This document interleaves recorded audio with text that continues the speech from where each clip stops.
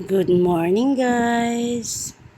Yung aking aso guys na Aspin, ayan, sobrang niyang kulit guys. Parang mas gusto pa niya dito sa labas kaysa sa loob ng bahay. Kaya may plano ako guys.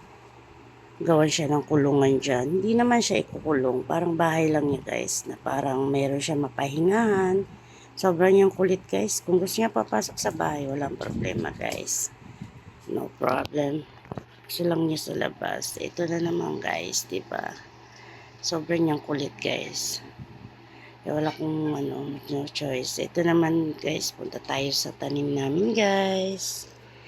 Ito yung oregano guys. Ang gamot sa ubo yan guys.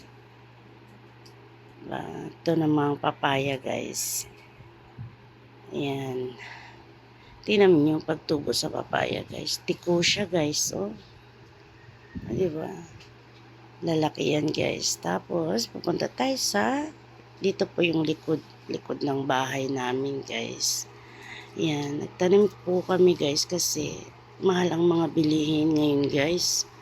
Kaya kung at least meron, di ba, yung kamatis na mumulaklak na guys. Yan, ang gusto namin. Dito naman guys, meron kaming bawang dyan guys. Ayan o, bawang. Mutubo na sila guys. Ito yung cucumber guys. Ang cucumber namin guys, malatay na siya guys. Ayan, ginawa ng kapatid ko ng latayan. Ito naman yung kangkong guys. Kangkong guys, minsan nakuha kami dyan guys, para ulamin namin guys. Ito yung sayuti guys. Para din yung cucumber guys, lumalatay. Kaya gawan pa ng paraan guys. Ito yung okra. Marami kaming okra dyan guys. Ito yung malunggay. Laki na yung malunggay namin guys. Ayan, alugbati guys. Ito yung mga sili. Atsyal yan guys.